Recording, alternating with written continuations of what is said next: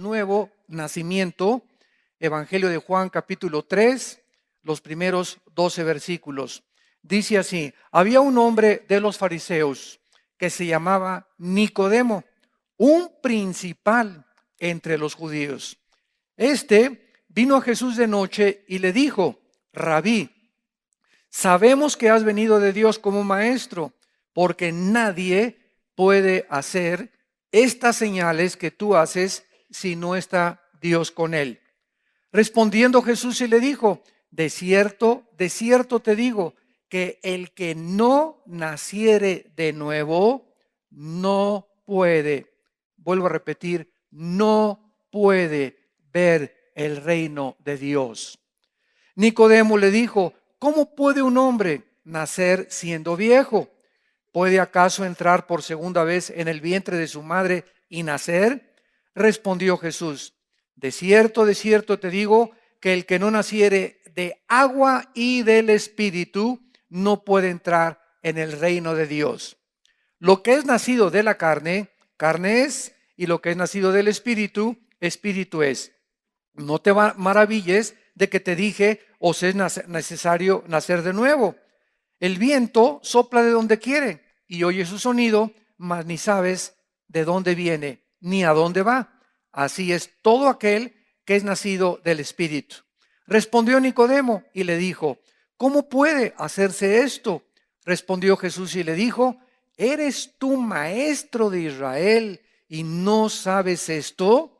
De cierto te digo que lo que sabemos hablamos y lo que hemos visto testificamos, y no recibís nuestro testimonio. Si os he dicho cosas terrenales y no creéis, ¿cómo creeréis si os dijere las celestiales? Este pasaje de la Biblia es una de las revelaciones más asombrosas que el Señor Jesucristo manifestó durante su ministerio terrenal, porque Él pone un obstáculo impresionante para poder tener contacto y regresar otra vez con Dios. En este pasaje, Cristo se encuentra con un hombre sumamente religioso. Se le llama a Nicodemo principal entre los judíos, y la palabra principal, argón, en el griego significa el líder o jefe de los judíos. O sea, era un maestro de maestros en los tiempos de Jesucristo. Era de los hombres más letrados en el Antiguo Testamento. Y este hombre, Nicodemo, parece ser, ¿verdad?, que comenzó a ver los milagros de Cristo y de alguna forma comenzó a sentir que Cristo era una persona especial y que manejaba las Escrituras como ninguno de los fariseos las había manejado anteriormente. Entonces, lo más importante que podemos nosotros ahorita en este momento enfatizar es que él se encuentra con un hombre religioso que creía que a través de la religión podía encontrar a Dios, que creía que a través de pertenecer al catolicismo o al mormonismo o al hinduismo o al islam o a cualquier religión podía la persona tener contacto con Dios. Entonces, cuando Cristo le contesta a Nicodemo que tenía que nacer de nuevo, se queda completamente Nicodemo absorto, no sabía qué contestar y no entiende el lenguaje espiritual con el que Cristo le comienza a relatar qué es el nuevo nacimiento. Vamos pues a ver, lo interesante del caso es que esta persona era sumamente religiosa en los tiempos de Cristo, y vamos a explicar claramente lo que es el nuevo nacimiento. Número 1, veamos por qué debemos nacer de nuevo. Muy bien, Dios crea al hombre desde el principio de la creación a su imagen y semejanza. Génesis 1, 26 y 27. Esto significa que el ser humano traía la imagen de Dios dentro de él. Ahora, ¿qué es la imagen de Dios? ¿Qué es lo que Adán tenía que cuando el pecado entró se perdió? Porque desde Adán hasta nuestros días, si la Biblia nos dice que tenemos que nacer de nuevo, es porque nacimos físicamente, pero muertos espiritualmente. Porque el nuevo nacimiento, como Nicodemo equivocadamente lo percibió, era la reencarnación. me estás diciendo que tengo que reencarnar, o sea, regresar al vientre de mi madre y volver a nacer, como se enseña en la India, en la famosa teoría de la reencarnación. Y Cristo le dice, ¿verdad? No, tú estás completamente equivocado. Esto es de la carne. Lo que es nacido de la carne es lo que es del espíritu. Espíritu es, te estoy hablando de un nacimiento espiritual. Y Nicodemo, debiendo ser maestro de religión, no entendía qué significaba nacer de nuevo. Veamos en el libro de Efesios, capítulo 4, versículo 24, cuáles eran las tres características que Adán poseía y que perdimos, porque necesitamos comenzar desde el principio para ver la necesidad de por qué debemos nacer de nuevo. ¿Por qué se necesita que el espíritu que murió dentro de nosotros cuando el pecado entró, necesita volver a resucitar? Y no es a través de las obras, ni de las peregrinaciones, ni de los sacrificios, ni de sacramentos, ni de ninguna otra cosa, sino es a través de la enseñanza del Señor Jesucristo. Dice en Efesios 4, 23 y 24, y renovaos en el espíritu de vuestra mente, y vístanse del nuevo hombre creado. ¿Quién es el nuevo hombre? Aquí Pablo está hablando de las personas que ya nacieron de nuevo. Porque el momento que nacemos de nuevo vamos a ver que Dios crea completamente dentro de nosotros una nueva criatura. Creados en el nuevo hombre según Dios en la justicia y santidad de verdad. Tres elementos, tres cosas poseemos ahora los cristianos que no teníamos antes de nacer de nuevo. En otras palabras, Adán era una persona justa. Adán era una persona santa y Adán poseía la verdad. Y cuando nosotros morimos ante el pecado que heredamos de Adán hasta nuestros días, perdimos el sentido de la justicia. Y el mundo, todos nosotros somos testigos, está lleno de injusticias. En los tribunales hay injusticias, los jueces cometen injusticias, los diputados cometen injusticias, los gobernantes cometen injusticias, los padres son injustos con la esposa, son injustos con los hijos son injustos con los padres, los jefes son injustos con los obreros, con los empleados muchas veces en lugar de trabajar le roban al jefe y no trabajan y se hacen los tontos para trabajar. El mundo está lleno de justicia, pero dentro de nosotros anhelamos la justicia. Por eso hay huelgas de enfermeras, huelgas de bomberos, huelgas de policías, manifestaciones en la calle, rebelión de los jóvenes, porque todos están gritando, queremos justicia. Todos estamos luchando otra vez por regresar a que haya justicia en el mundo, porque se perdió con el pecado. En segundo lugar, se perdió la santidad. Pero a pesar de que nacimos sin santidad, algo dentro de nosotros nos dice que debemos de portarnos bien de vez en cuando. Por ejemplo, Al Capone, el gran líder de la mafia italiana en Chicago en la década de los 20, en Navidad se vestía de Santa Claus y regalaba dulces a los niños. Y el 1 de enero agarraba la ametralladora y comenzaba a matar gente. Pero de alguna forma quería él sentirse de vez en cuando, ¿verdad?, que era caritativo y que era bueno y que pues vamos a por lo menos hacer asilo a los ancianos. Ustedes conocen también a grandes capos en Colombia, ¿verdad?, que han controlado el mundo y le regalan a la gente habitaciones, campos de fútbol, ¿verdad? Y aparentemente la gente cree que son altruistas y que le hacen bien a la gente y tienen una vida doble. Por otro lado, matan personas, explotan edificios, pero tratan de hacer algo porque traemos dentro de nosotros que necesitamos portarnos bien. Y precisamente por eso se inventaron las religiones. ¿Qué son las religiones? Esfuerzos humanos, diferentes ideas. El Islam tiene una forma de poder acercarse a Dios, los hindúes tienen otra forma, los mormones tienen otra forma, todas las religiones tienen algún medio, unos por los sacrificios, otros con la comunicación con los muertos, otros a través de peregrinaciones, pero todo el mundo desde que Adán cayó como dijo Sigmund Freud, el psicólogo vienés, el hombre es y nació incorregiblemente religioso. Y aún los mismos ateos, los que profesan y dicen, es que yo no creo en ningún Dios, en ese momento ellos se están haciendo dioses. Yo voy a autodeterminar y yo voy a establecer mis reglas y mi moral y se convierten en dioses. Y entonces no hay un solo ser humano, o se endiosa o se somete a algún sistema de religión. Entonces el mundo está lleno de religiones.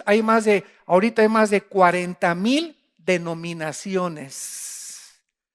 Más de 40,000 denominaciones. Y cada 3 meses, de acuerdo a la ONU, están naciendo más de 50 denominaciones en el mundo, de organizaciones religiosas. Que la cienciología, que la dianética, que las cosas que están, los judíos ya tienen 3 o 4 ramificaciones más. Dentro del cristianismo están haciendo cantidad de sectas, tantas barbaridades que están inventando. Por todos lados existe el anhelo de poder tener algo con Dios y buscar a Dios o a través de alguna forma, algún sistema. Porque nacimos muertos, pero la conciencia la traemos dentro de nuestro corazón. Y en tercer lugar, se perdió la verdad. Son las 3 cosas que forman la imagen principal de Dios: la justicia, la santidad y la verdad. ¿Por qué existe la filosofía?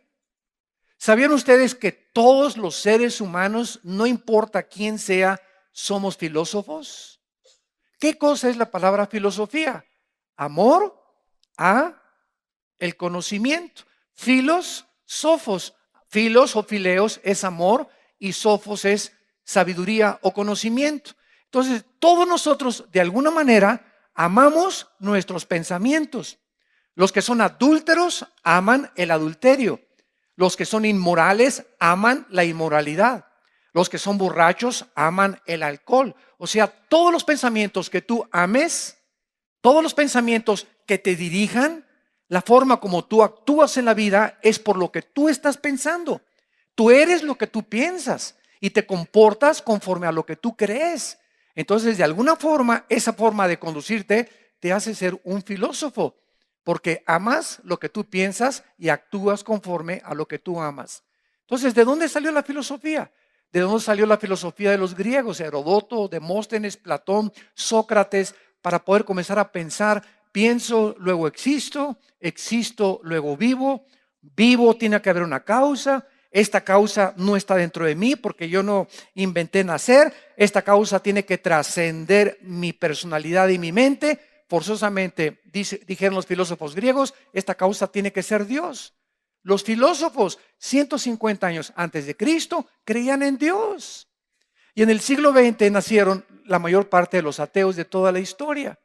O sea, los filósofos del siglo XX, Carlos Darwin, ateo; Sigmund Freud, ateo; Carlos Marx, ateo; Friedrich Nietzsche, ateo; Ingersoll, ateo; Bertrand Russell, ateo; Jean-Paul Sartre, ateo; Christopher Hitchens, que se acaba de morir, ateo; Richard Dawkins, que es el ateo número 1 en el mundo, ¿verdad? Que acaba de escribir un libro, La ilusión de Dios.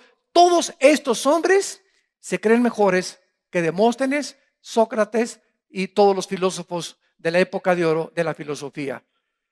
Y la filosofía no ha evolucionado porque eran más grandes pensadores ellos que los de aquí.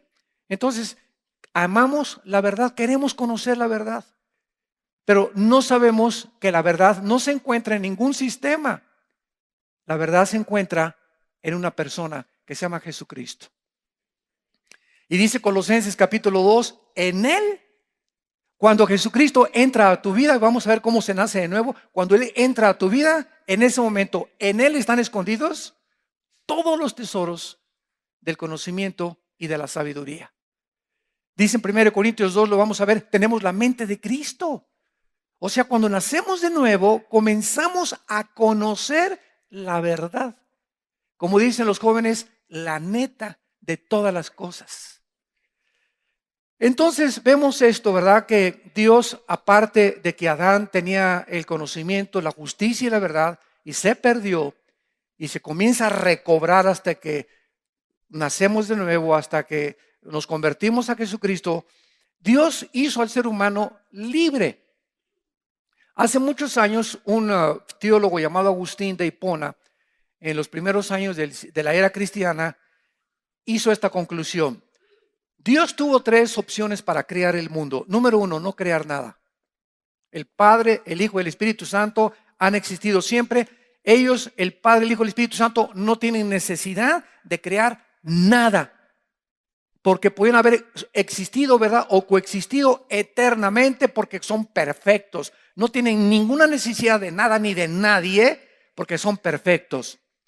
Número dos, Dios pudo haber creado un mundo donde no hubiera maldad, donde Lucifer no se rebelara y el pecado no entrara al mundo de los humanos. Y número tres, Dios pudo haber creado, que fue lo que creó, y permitió un universo donde el pecado entrara. Estas tres opciones las escribí en el libro que tengo, y lo pueden ustedes conseguir, que se llama Dios y la existencia del mal, donde yo trato de explicar por qué Dios permite la existencia del mal, porque siempre que enfrentamos ateos es uno de sus principales argumentos que esgrimen. Si Dios es bueno, ¿por qué permite el mal? Porque si Dios es misericordioso, ¿por qué permite los tsunamis? ¿Por qué permite que los niños chiquitos se mueran? ¿Por qué permite el cáncer? ¿Por qué permite esto y el otro? ¿Por qué permite un hombre como Nick, que no tiene brazos ni piernas, haya nacido como un tamal? ¿Por qué permite estas cosas que no nuestro cerebro limitado y en tinieblas por el pecado no nos alcanza a comprender hasta que venimos a la Biblia? Y la Biblia nos comienza a explicar y comenzamos a ver que las tinieblas se comienzan a hacer a un lado y comenzamos y decimos, como dijo Job, ahora me callo porque tú lo hiciste y aunque me matares, en ti seguiré esperando, porque me purificarás como el oro. Entonces Dios en su sabiduría permite que hacer un universo donde el mal exista. ¿Por qué? Vean la sabiduría de Dios. Si tú contestas, pues si yo hubiera sido Dios, mejor no hubiera creado nada, no se puede sostener filosóficamente tu proposición. ¿Por qué? Porque no puedes demostrar que la nada es mejor que lo algo.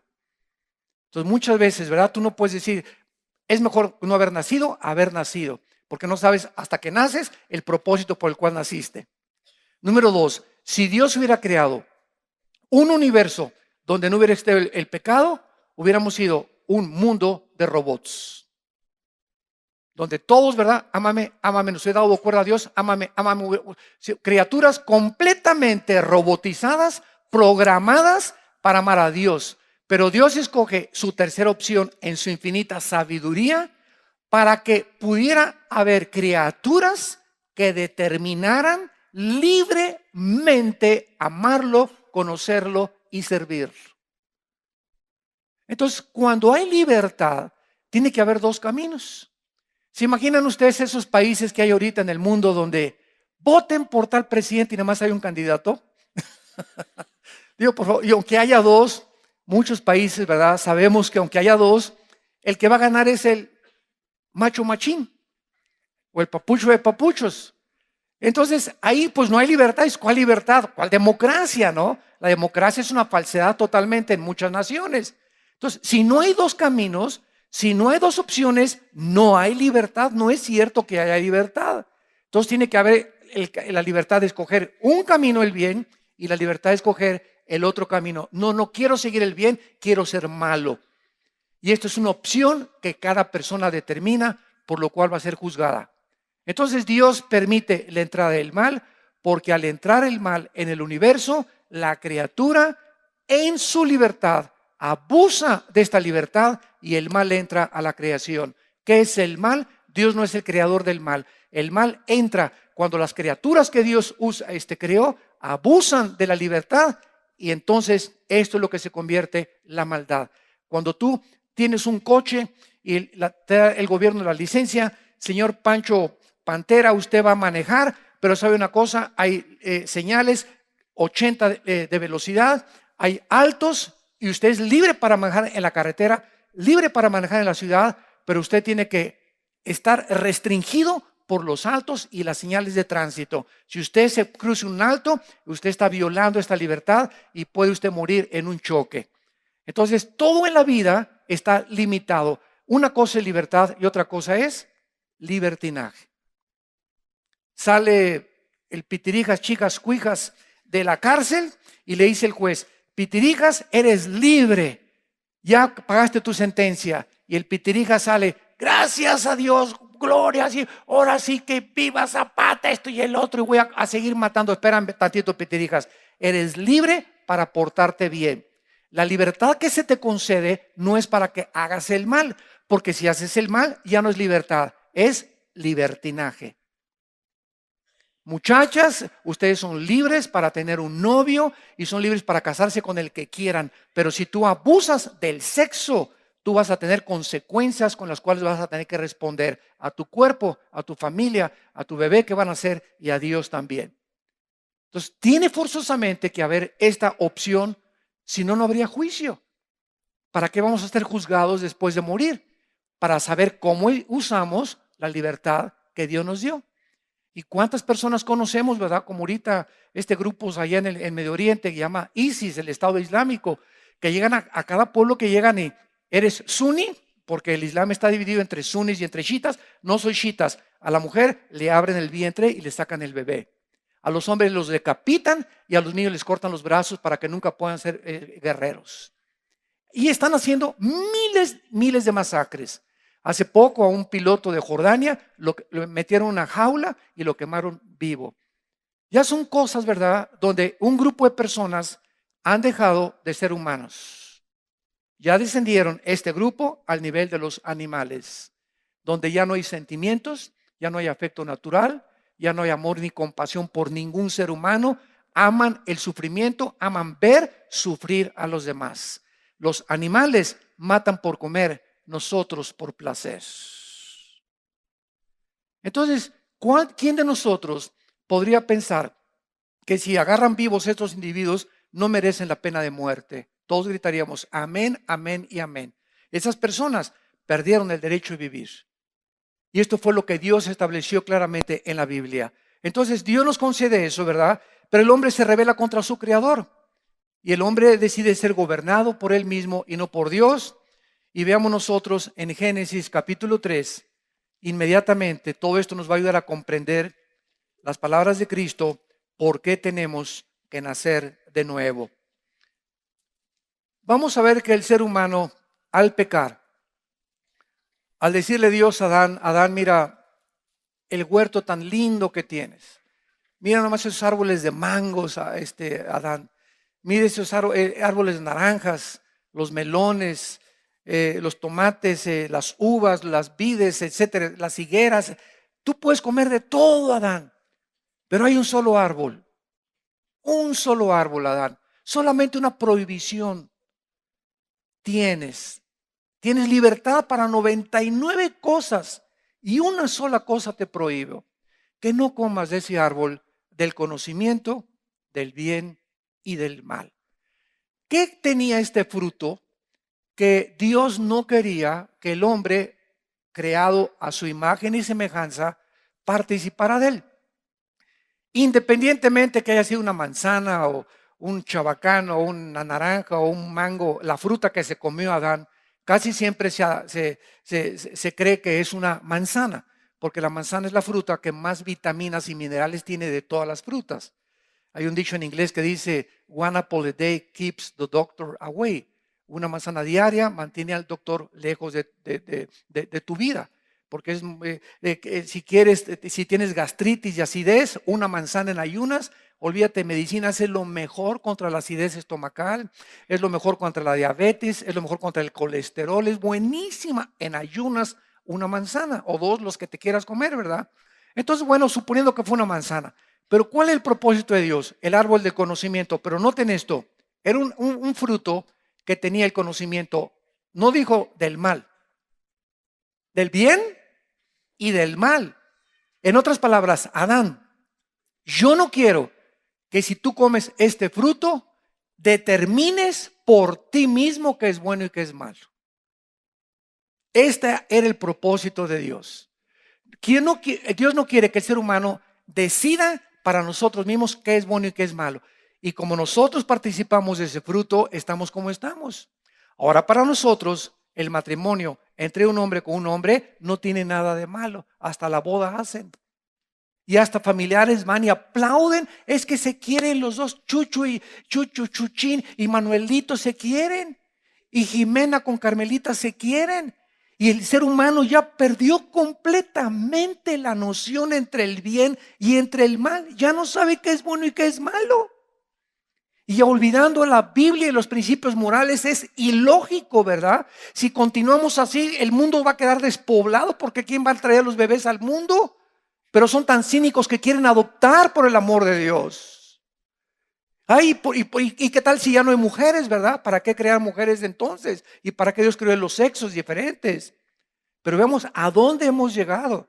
Hemos llegado al punto donde también antes de casarse no hay ningún problema. Dicen los doctores, los sexólogos y los doctores del amor y los expertos que para probar antes de casarse tengan relaciones sexuales, y es lo más normal del mundo que todo el 90% de las mujeres que se casan actualmente entran sin la virginidad al matrimonio, porque es lo más normal del mundo. Es lo más, ya en las escuelas regalan condones, en las universidades regalan condones, en los clubes, en todos lados, ¿verdad? Porque es lo más normal del mundo. Eso es lo que nosotros pensamos. La Biblia dice que es pecado. Y es Dios el que estableció las leyes morales para que seamos gobernados por ellas. Pero como las hemos violado nosotros y hemos querido nosotros decidir qué es bueno y qué es malo, ahí están las consecuencias a nuestro alrededor. Mujeres embarazadas, mujeres madres solteras, SIDA, enfermedades venéreas, ébola, problemas bacteriológicos, problemas en la microbiología, problemas en lo que estamos haciendo, cánceres, etcétera, etcétera. ¿Y todo por qué? Porque nos creemos dioses, porque nosotros creemos que podemos decidir entre el bien y entre el mal. Ahí están los nazis del siglo XX, que para ellos matar 6 millones de judíos era matar ratones. Así dijo Hitler: los judíos no son seres humanos, son ratones. Oye, ¿viste contra la cola? O las orejitas o el color gris de los ratones. Pero de acuerdo a su perspectiva los convirtieron en ratones. ¿Y saben lo que hicieron los nazis? Cuando les juzgaron en 1947-48 en Nuremberg, en Berlín, en Alemania, se levantaron los generales, los sobrevivientes, y dijeron esto: es que para nosotros eso era eliminar por causa del partido. Nosotros no le llamamos asesinato, no asesinamos a nadie, eliminamos por causa del partido. O sea, le cambiaron al asesinato, lo maquillaron y le pusieron eliminar por causa del partido. Y nosotros dijeron: no robamos a nadie, solamente expropiamos. Comenzaron el pecado a maquillarlo y a ponerle otro nombre para que no se oiga tan feo: robo ni asesinato. Comenzaron ellos a determinar. Imagínense ustedes entonces quién está bien: los nazis, porque para ellos era bien lo que hicieron, o en Occidente, que los condenamos por el crimen a 6 millones de judíos. Entonces, ¿dónde está el parámetro? ¿Quién en el mundo nos va a decir quién estaba mal? ¿Ellos o nosotros?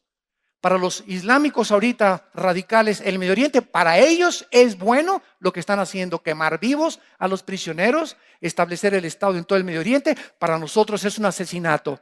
¿Quién es el que tiene la verdad?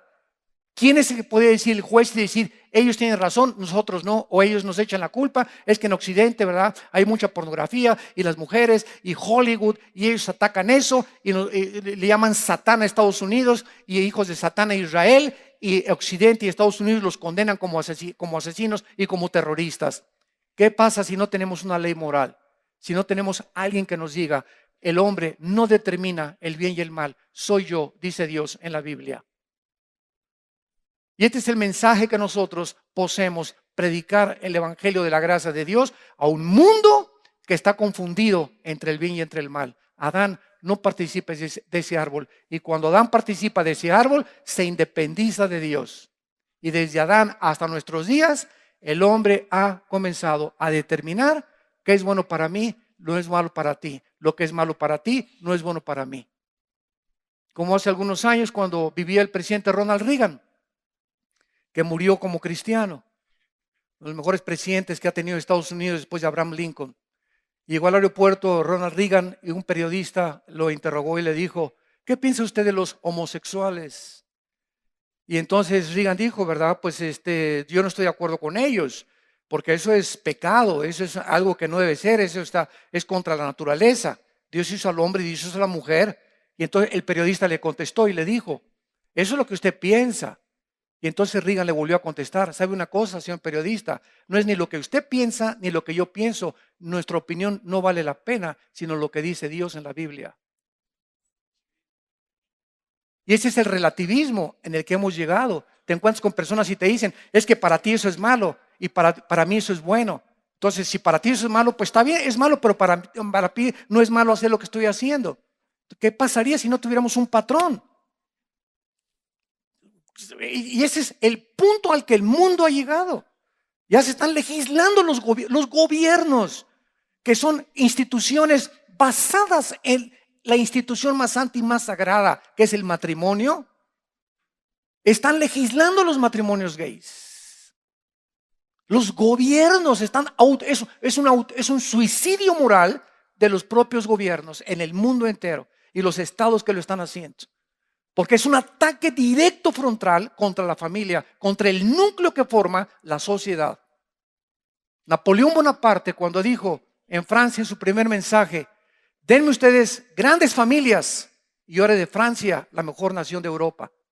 El mismo Napoleón Bonaparte estaba consciente que la familia es destruida, la nación no sobrevive, porque las naciones están formadas sobre sociedades formadas por familias. Y ahorita la familia se está destruyendo. El ser humano muere entonces espiritualmente de Dios, el conocimiento de Dios, la justicia de Dios, la santidad de Dios, se mezcla, se ensucia y de Adán hasta nuestros días nacemos todos muertos. La palabra muerte en la Biblia, escucha, no significa cesar de vivir. La palabra muerte no significa cesar la existencia. La palabra muerte significa separación. Cuando tú mueres físicamente, no dejas de existir. No cesa la existencia. La gente cree que sí. Ya se murió el muertito, ya nunca lo voy a ver. No es cierto. Está en un lugar mucho mejor. Si era cristiano. Y ahora llega hasta la moda queremos resucitar al muertito. Si yo me muero y me quiero resucitar, les digo, mejor déjenme aquí. Estoy mucho mejor. ¿Para qué me quieren regresar a la tierra? ¿Al sufrir? ¿Verdad? Entonces, vamos a resucitar a los muertos. ¿Para qué? Están mucho mejor en el otro lado. Entonces, si conocemos la Biblia y comenzamos a entender la perspectiva divina, comenzamos a ver las cosas con la lente de Dios, con el enfoque con el cual Dios quiere que nosotros veamos el mundo. Ahora, en Génesis 3 vemos el resultado de esta independencia del ser humano contra Dios. Dice el versículo 7, entonces fueron abiertos los ojos de ambos. Pregunta, ¿qué estaban ciegos, Adán y Eva? ¿Estaban ciegos? No, ¿verdad? Fueron abiertos sus ojos hacia la existencia del mal. Un niño nace 1 año, 2 años, 3 años, 4 años, 5 años y hasta los 5 o 6 años el niño comienza a entender que hay algo que es malo y algo que es bueno. Mientras los primeros 4 o 5 años del niño, por ejemplo, sus sentidos no han sido desarrollados y tú pones a un niño de 3 años junto al excremento. Y el niño de 3 años agarra el excremento y se lo come. Porque el sentido del gusto y del olfato no lo tiene desarrollado todavía. No discierne. Metes a un niño de 3 años con una niña de 3 años encueraditos en una tina y ninguno de los dos se tapa. Están ahí felices, ¿verdad? Y la. Pero a los 5 o 6 años las niñas ya se tapan, o los niños también, o el niño ya fuchi. Ya comienzan a distinguir entre el bien y entre el mal. Entonces, Dios quería que fuéramos como niños, que no estuviéramos conscientes de la existencia del mal, porque el mal ya existía antes de Adán. Lucifer era un ángel caído antes de que fuéramos creados. Y la maldad ya había entrado, el pecado ya había entrado al mundo, al universo, con la creación de los ángeles rebeldes. Entonces Dios no quería que nosotros participáramos de eso. Y cuando peca Adán y Eva, se abren sus ojos a la existencia del mal. Y vean lo primero que pasa. Y cosieron hojas de higuera y se hicieron delantales. inmediatamente el pecado afecta la sexualidad. Inmediatamente el pecado, lo primero que afecta es la sexualidad. ¿Por qué? Porque a través del sexo se transmite el pecado. Cada vez que tú tienes relaciones con tu esposa y nace un niño, el niño nace, que dice el Salmo 51, en pecado fui formado y en pecado me engendró mi madre. ¿Por qué? Porque se transmite a través del sexo. Por eso José y María, cuando iban a tener un bebé, y Dios escoge a María, a la Virgen, para que naciera el Hijo de Dios, Cristo, no podía heredar la maldición que heredamos de Adán genética. De eso es lo que estoy hablando ahorita en el segundo servicio, la corrupción del genoma humano. Cómo ahora con el conocimiento de la genética se nos ilumina el cerebro y entendemos más. Entonces Dios no quería que esto sucediera. Entonces, ¿cuál era la única forma en que naciera el Hijo de Dios? Pero tenía que ser humano. No podía mandar a Dios un ángel, porque el ángel no pecó como pecamos nosotros. Tenía que ser un ser humano para pagar por los pecados de un ser humano, para identificarse con la raza humana. ¿Cómo lo resuelve Dios? En su sabiduría. Le dice a María, vas a estar embarazada. Y María le contesta, oye, pero todavía ni luna de miel tenemos, José y yo. No hay nada entre nosotros, estamos comprometidos, desposados. Y el ángel le dice a María, en Lucas y en el Evangelio de Mateo, María, te va a cubrir el Espíritu Santo. Y el santo ser que va a ser creado en tu vientre, lo voy a formar yo. Como dicen Hebreos, Dios me preparó cuerpo, dice Cristo en el libro de los Hebreos capítulo 2. Entonces el Espíritu Santo hace el papel del cromosoma Y que los varones tenemos y que determina el género masculino, y el cromosoma Y de José, como estaba infectado por el pecado, José no podía tener relaciones con María porque hubiera transmitido el pecado a María y el Hijo de Dios hubiera nacido en pecado y no podría morir en la cruz para pagar nuestros pecados, porque hubiera tenido que pagar primero por sus pecados y después por los nuestros. Tenía que ser completamente sin pecado y sin mancha, hecho más glorioso que los cielos, el Hijo de Dios. Y esto fue hace 2000 años y hasta 1860 Gregorio Mendel descubre las leyes de la herencia. Más de 18 siglos pasaron para que entendiéramos por qué José no se metió con María para que naciera Cristo. Hasta que la genética se comienza a descubrir, comenzamos a ver y la Biblia tenía la razón. El conocimiento que está encerrado, físico, genético, químico, arqueológico, antropológico, histórico, literario, poético, que la Biblia contiene, es más nuevo que el periódico de mañana en la mañana. Es más moderna la Biblia que las noticias científicas y tecnológicas de lo que se descubre mañana en la mañana. ¿Quién le dijo hace 2000 años al apóstol Juan en Apocalipsis? Hace 2000 años escribió Apocalipsis que vendría una época en que se podría controlar a la gente con el 666, si no se hubieran inventado las computadoras.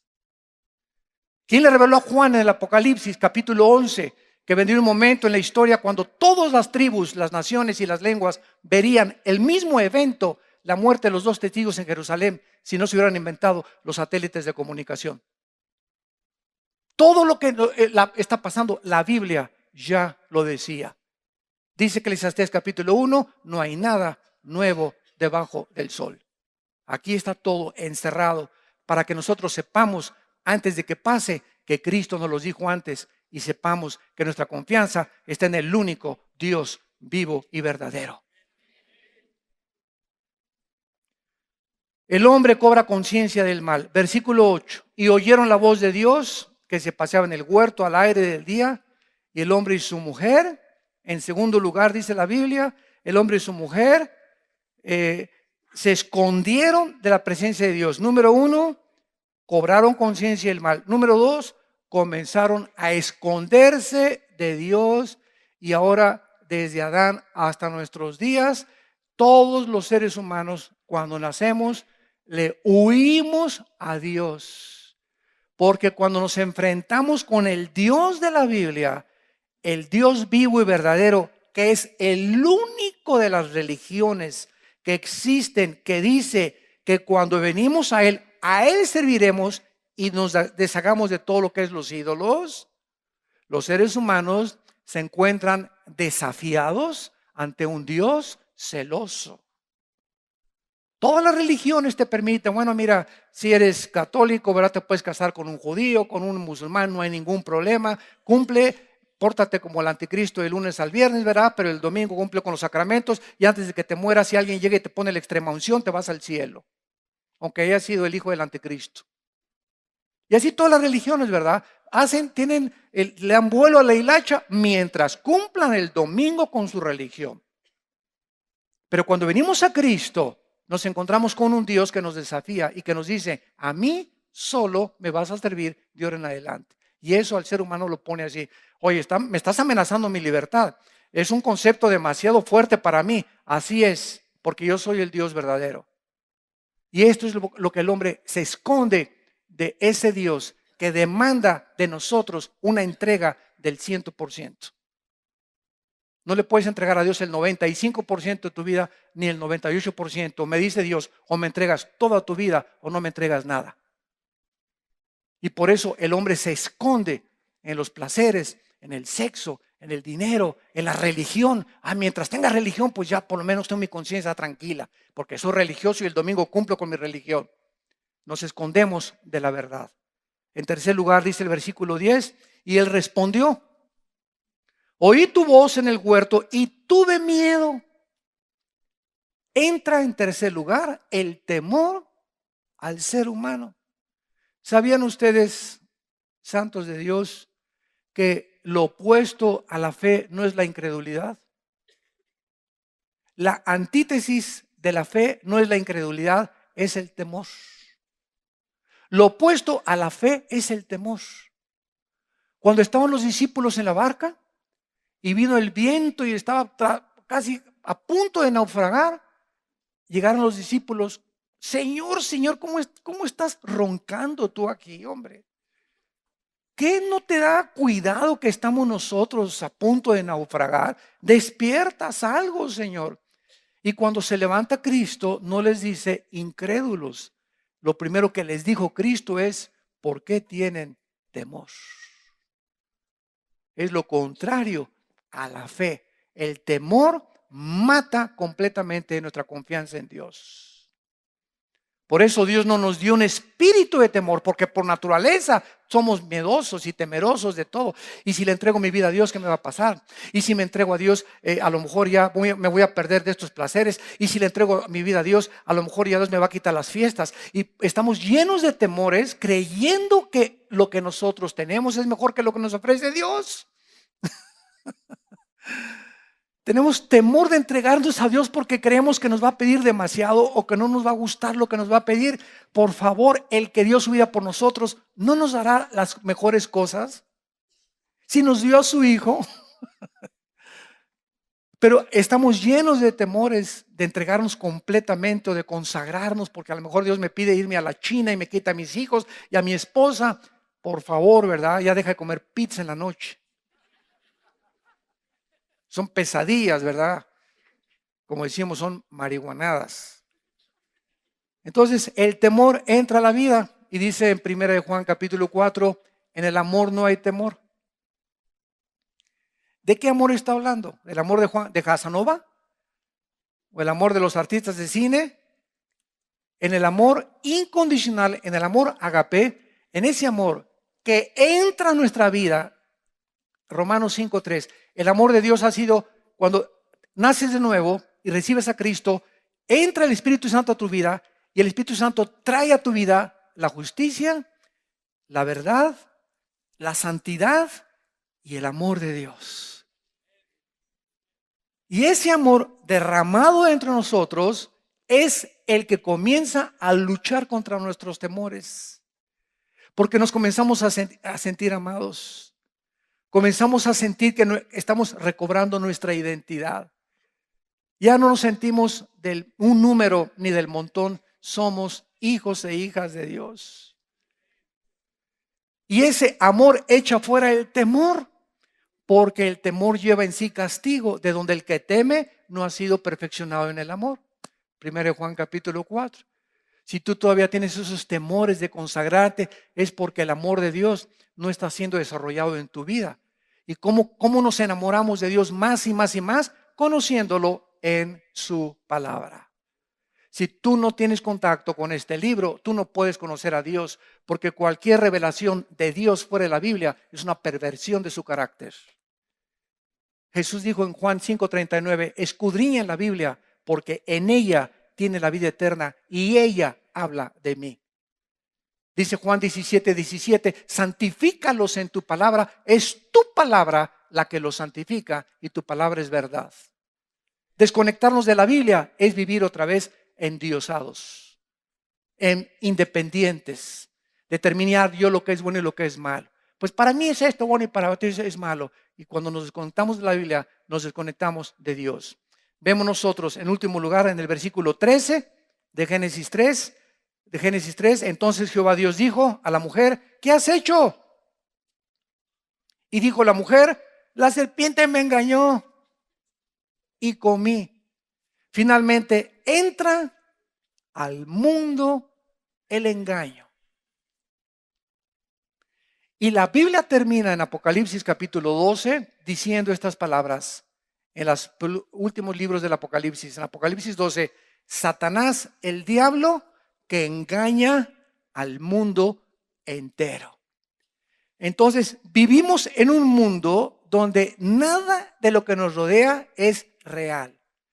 Es un mundo como Disneylandia. Tú vas a Disneylandia y, Mickey, y te subes a un juego, igual Reino Aventura, ¿verdad? Y entras así, y mientras estás ahí, mientras pasas, haz de cuenta que es como un túnel, y cuando sales igual de deprimido. Te duró el 20, 1 hora, 2 horas, porque vuelves a la realidad. El domingo vamos al fútbol y el América ganó esto y el otro, y el lunes en la mañana a trabajar otra vez, y al tráfico otra vez. Llegas de tu luna de miel y te enfrentas a la realidad también. Ahora estoy conociendo que esto no es un príncipe, es un alacrán con el que me casé, ¿verdad? Y el diablo es el que nos pinta a todo nuestro alrededor. El diablo, mira, el dinero, y ahí vamos, hay millones de personas. El amor al dinero es la raíz de todos los males. Y asesinan, roban, trafican, estafan, porque creen que unos pesos más los va a poder sacar de sus problemas y les va a dar más felicidad y van a tener capacidad de hacer mucho más cosas, creyendo que es el dinero y no el que provee el dinero. El sexo, no. Tú en las telenovelas nunca ves a ver un galán con cara de gavilán. Todos los chavos que sacan las telenovelas son guapísimos, ¿verdad? Y nunca ves a una chava también con cara más que Betty la Fea. O no sé si se llamaba Betty, ¿verdad? Sacan puras modelos, o sea, lo mejor que escogen y lo mejor de los hombres. Y todos los que ven las telenovelas, digo, hay una muchacha así de 100 o de 500, preciosa, y un hombre también guapísimo, uno entre 500 o 1000, que no nos damos cuenta el precio de la belleza. Esas mujeres se creen tan lindas, que se casan 1, 2, 3, porque creen que ninguno las merece de lo bellas que son, porque cualquier hombre paga lo que sea por casarse con una mujer de esa, y los hombres galanes iguales.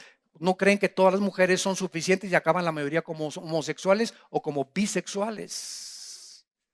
El otro día entrevistaron al galán de galanes, me reservo su nombre en la televisión, el más famoso ahorita en México, ¿verdad? Que viene de Cuba, y dijo, soy un hombre miserable y vacío. Se divorció su esposa, se metió con otra, y esa es la vida que nosotros creemos. Si yo tuviera la cara de ese hombre, si tuviera el cuerpo de esa mujer, es un engaño, no es cierto. No son felices. La fama, si tuviera poder, si tuviera popularidad, si me conocieran, si donde yo llegara me saludaran, etcétera, etcétera. Y cuando vives eso, se andan escondiendo de los paparazzis, de los periodistas, porque ya están hartos que los persigan, pierden su vida íntima. Van a Cancún y hasta allá los corretean los periodistas, no pueden hacer nada pública en la intimidad. El diablo nos engaña haciéndonos creer que fuera de Dios vamos a encontrar el agua que va a satisfacer nuestra sed. Fue lo que le dijo Cristo a la mujer samaritana: de esa agua volverás a beber, pero el agua que yo te doy, Juan 4:24, saltará ríos de agua eterna dentro de ti. Nicodemo, tu religión no te salva. Tú puedes ser católico, mormón, testigo de Jehová. Dime lo que quieras. Tienes que nacer de nuevo. Tiene que haber un cambio, una transformación interna de la raíz para poder entrar y capacitarnos para conocer a Dios. Ahora, finalmente, vemos realmente que es una obra de Dios, el nuevo nacimiento. Dice Juan 1, del 11 al 2. A todos los que le recibieron, les dio la potestad, el derecho, el privilegio, le podríamos decir, de ser llamados. Escuchen, nada más a los que le recibieron. Dios nos da el derecho de ser llamados hijos e hijas de Dios, por lo cual somos hermanos en la fe.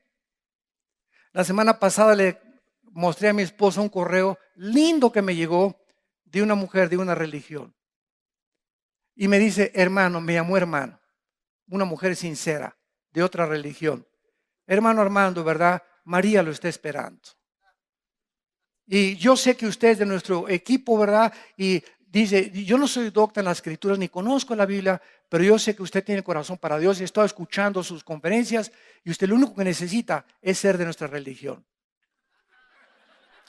Y me dio tanta ternura esa carta, ¿verdad? Se la enseñé a mi esposa y le dije, ¿sabes qué? Aquí tenemos una persona que es sincera, sinceramente equivocada, pero sincera, pero sincera. Y ella así comienza su correo. Quiero decirle que no soy docta ni conozco la Biblia. O sea, toda su enseñanza de ella son tradiciones nada más. Nunca ha checado que lo que le han enseñado es la verdad. Y le contesté y le expliqué la diferencia claramente. Le dije, con el respeto y la sinceridad que usted me ha escrito, le contesto con mucho amor también, sin temor a ofenderla. Y le dije, la Biblia es tas, y por eso usted piensa estas cosas. Y le di el plan de salvación y le dije, ¿verdad? Usted tiene que nacer de nuevo. La religión no es suficiente para entrar a conocer a Dios. No me ha contestado esto, estamos orando por ella y ojalá que Dios la toque con ese correo que le reenvíe otra vez. Pero así entendemos a la gente, ¿verdad? Que creen que por pertenecer a una religión ya están ellos con la visa y el pasaporte al morir para ir a la eternidad. Qué susto se van a llevar.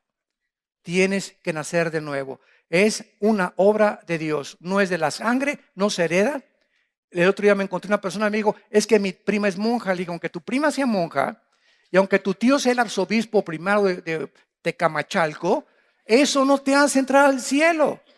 No es por herencia, no es voluntad de carne ni de sangre. Tienes que nacer de nuevo, es una obra de Dios. En segundo lugar, es una nueva vida. El que está en Cristo, nueva criatura es. Somos una nueva creación que come como es un niño que acaba de nacer. Lo podemos comparar físicamente. El bebé cuando nace, ¿verdad? Y comienza a hablar, a balbucear. Y la mamá le da leche, la leche de ella. Porque los niños que crecen con la leche de la mamá, el primer año está la mamá protegiéndolo de enfermedades múltiples. Que ninguna leche sustituye química la leche de la mamá. Dios proveyó en la leche materna todas las defensas, los minerales, las vitaminas, porque es la leche creada por Dios.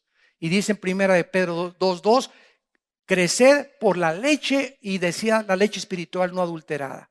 Es esta leche la que está aquí y no ninguna otra cosa, ningún libro, la que te va a hacer crecer si recibes a Cristo para poder desarrollarte y llegar a ser un guerrero, una guerrera de Dios.